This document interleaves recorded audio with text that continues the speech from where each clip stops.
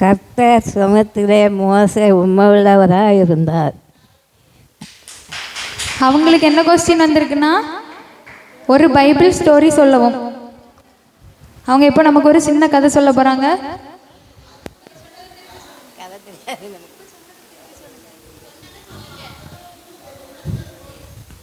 கர்த்தர் சமத்திலே மோசே உண்மையுள்ளவராக இருந்தார்.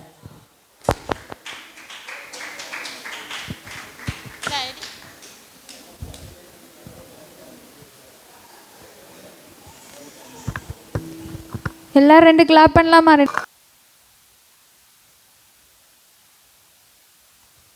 புதிய ஏற்பாடு புக் பெயர்களை சொல்லவும்.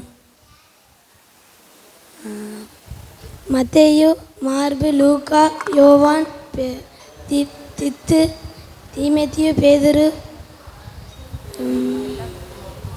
எபேசியர், பிலிப்பியர்.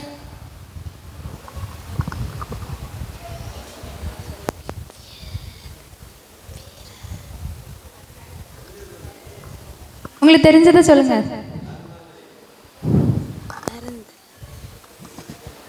சரி, 2 கைகளை தட்டலாமா? அவனுக்கு தெரிஞ்ச புஸ்தகத்தெல்லாம் அவன் சொல்லியிருக்கான். மத்தேயு, மார்க்கு, லூக்கா, யோவான். அதனால 2 கரங்களை தட்டி அவனை என்கரேஜ் பண்ணுங்க. இன்னும் உண்டு, அடுத்த வாட்டி கிளியரா படிச்சுட்டு நல்லா வாங்க.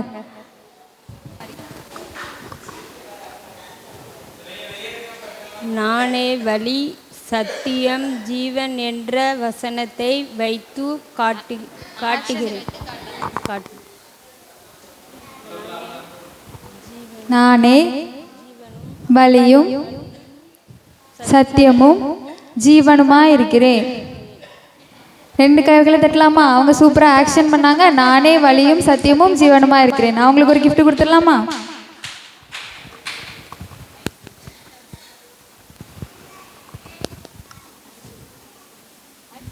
அடுத்து வாங்க.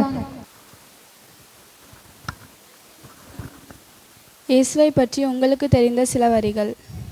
இயேசுவை பற்றி உங்களுக்கு தெரிந்த சில வரிகளை அவங்க சொல்ல போறாங்க. சொல்லுங்க, சத்தமா சொல்லுங்க. கர்த்தர் நல்லவர். அவர் நமக்காக இந்த பூமியில் வந்து மனுஷனாக பிறந்தார். நம்மளோட பாவங்களையும் சாபங்களையும் போக்குறதுக்கு அவர் வந்து தன்னோட சிலுவையில் உயிரை கொடுத்தாரு.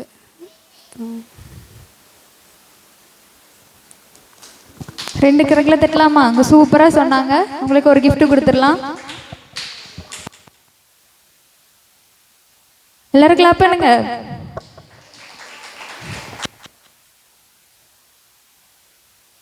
நெக்ஸ்ட்